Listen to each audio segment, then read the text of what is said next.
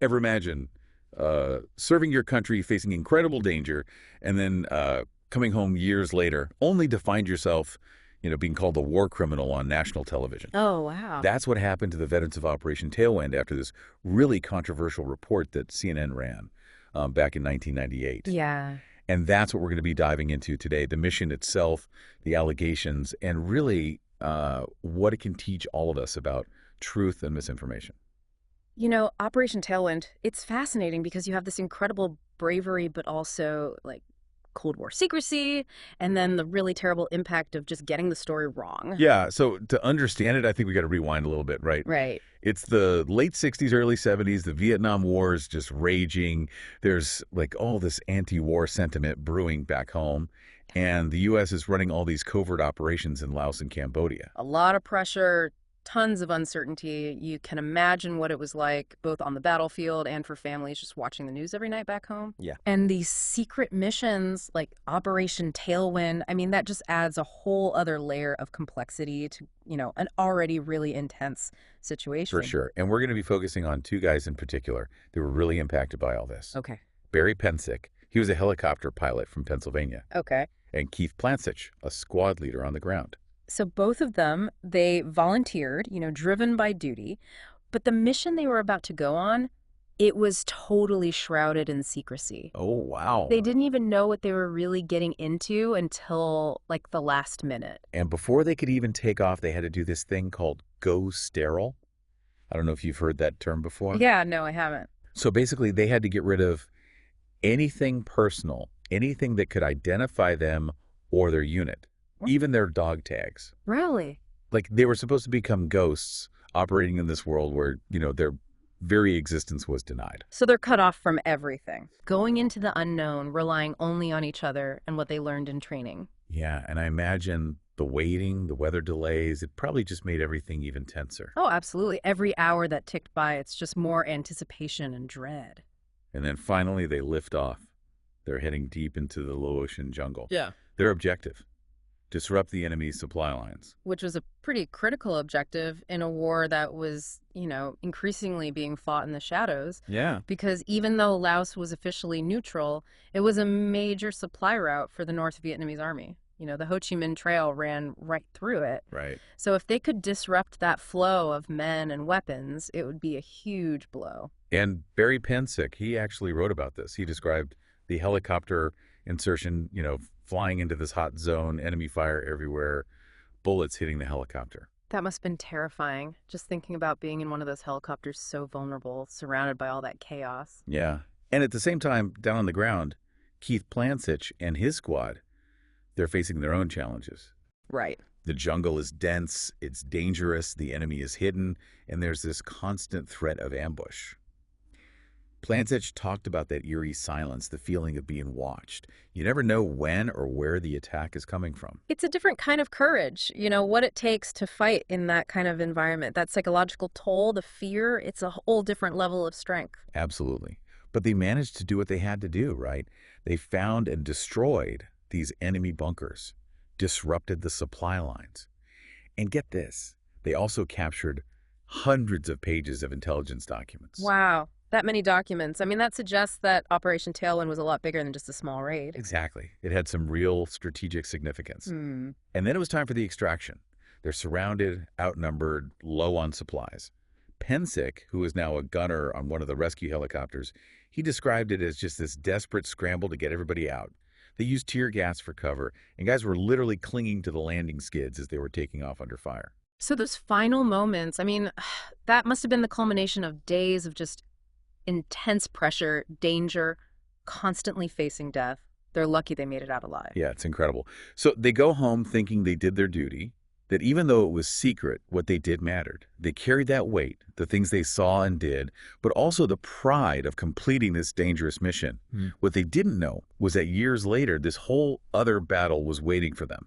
They'd be dragged back into the war, but this time it would be fought on television. That's a wild turn of events. I mean, from the jungles of Laos to the newsrooms of CNN, it's like they were facing a new kind of enemy. Yeah, and this time the weapons were cameras and microphones. And that's where we'll pick up the story after a short break. Okay, looking forward to it. So in 1998, CNN, they aired this report called Valley of Death. Yeah. And it just like explodes. I mean, veterans, the whole country, everybody's talking about it. This wasn't just another news story. Right. It was Yeah. this huge accusation saying that the military used sarin gas during Operation Tailwind, Sarin gas. a deadly nerve agent. Oh, wow. And not just against the enemy, but maybe even against American defectors who had, like, joined the North Vietnamese. That's a serious allegation. Imagine being one of those soldiers. You risk your life, and then years later, you're being called a war criminal on national TV. It's hard to even fathom. I mean, the outrage must have been incredible. It was. Veterans groups, they're denouncing the report. Government officials are calling for investigations. Other media outlets are starting to look into CNN's claims. So basically, everybody's trying to figure out what really happened. Exactly. And it didn't take long for people to start seeing that CNN had made some big mistakes.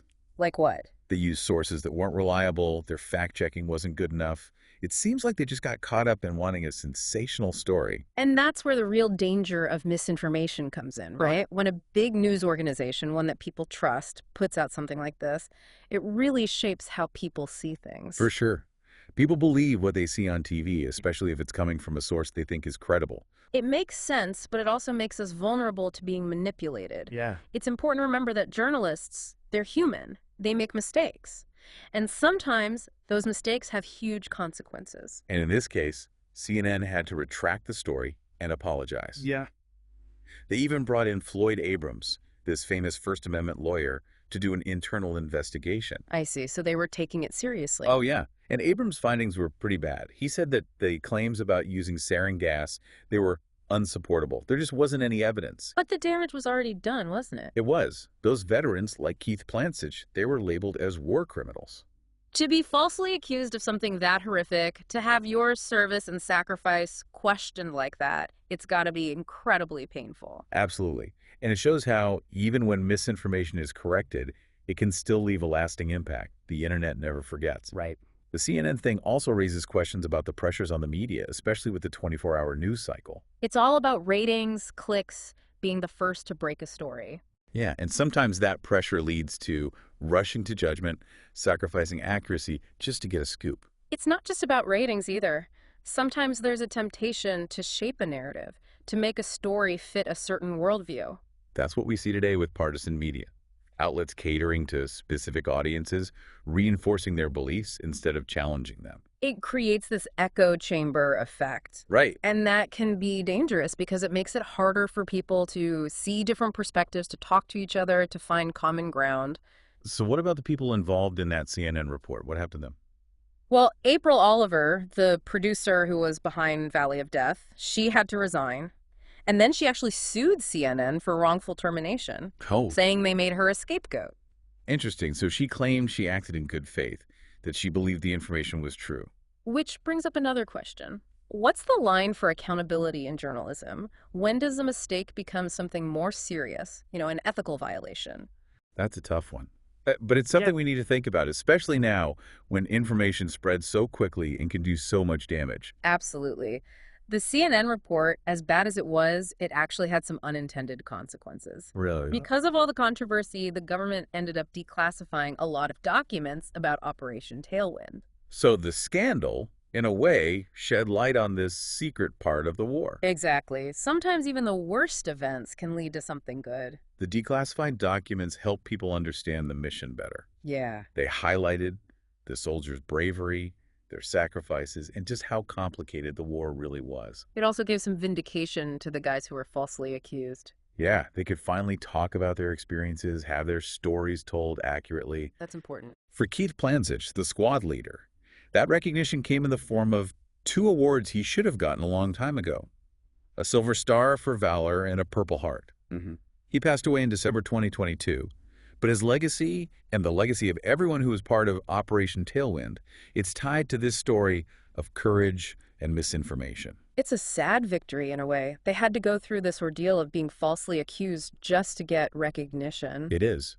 But it also shows how important it is to find the truth, to hold people accountable, and to make sure history is remembered correctly. Absolutely. So we've talked about how misinformation spreads, the damage it does, the challenges of making people responsible. But what about us? What can we do as individuals to navigate this world of information overload? How can we make sure we're making decisions based on facts and not just what we see online? That's the million-dollar question, and it's more important than ever these days. We've been talking about how that CNN report really messed things up for the veterans of Operation Tailwind and how it raised all these questions about misinformation and holding people accountable. Yeah. But what about us? Like, what can we actually do as individuals with all this information overload? How do we make sure that we're basing our beliefs and decisions on, solid ground, not just like whatever we see online? That's the big question, right? And honestly, it's probably more important now than ever. Totally. It feels like we're always being pulled in a million directions, trying to figure out what's true and what's not, what's biased, what's just a straight up lie. It's a lot. It really is. And I think the first thing, maybe the most important thing, is you got to have a healthy dose of skepticism. Not like, dismissing everything, but being a little suspicious, questioning things, looking for evidence before you make up your mind. So it's less about rejecting everything outright and more about approaching information with, like, a critical eye. Yeah, exactly. Ask yourself, like, who's saying this? Why are they saying it? What proof do they have? Are they giving you the whole picture or just one side? It's like being a detective, right? It really is. You got to look for clues and put the pieces together. And just like a good detective, you can't rely on just one source. Right. You need to get different perspectives. Don't just stick to one news outlet or website. Look at different sides of the political spectrum, different countries, different experts. It's about breaking out of our echo chambers, those little bubbles where we only hear things we already agree with. Which honestly could be hard. It can be uncomfortable, but it's how we learn and grow, how we start to understand complicated issues. For sure. And we also have to be aware of our own biases. Hello. We all have them. Those little things that can make us see things in a certain way, even if it's not accurate. Definitely. We have to recognize that we might favor information that confirms our existing beliefs, even if it's wrong. And then there's fact checking. With so much stuff flying around online, it's like way too easy to spread lies, whether it's on purpose or not. Oh, absolutely. But the good news is there are resources out there to help us. Websites like Snopes, PolitiFact, factcheck.org, they're great for debunking rumors and separating truth from fiction. Yeah, and sometimes the simplest thing is just to pause before you share something. Like, take a second to think about who it's from, what the context is, what could happen if you spread it. Ask yourself, is this something I really want to put my name on? That little pause, that moment of thinking, can be huge. It can Yeah. actually stop harmful misinformation from spreading. It could help create a more truthful and informed public discussion. Right. And this whole story about Operation Tailwind, it's a powerful reminder that misinformation has real consequences, not just for individuals, but for everyone. Absolutely. It erodes trust, divides people, and in some cases, it can even lead to violence. And even the big, well-known news organizations, they can make mistakes, and those mistakes can have a ripple effect that lasts for years. Yeah, that's why it's up to all of us to be careful, to be critical thinkers, to really push back against misinformation. It's not about being an expert on everything. It's about being curious, questioning things, digging a little deeper, trying to find the truth.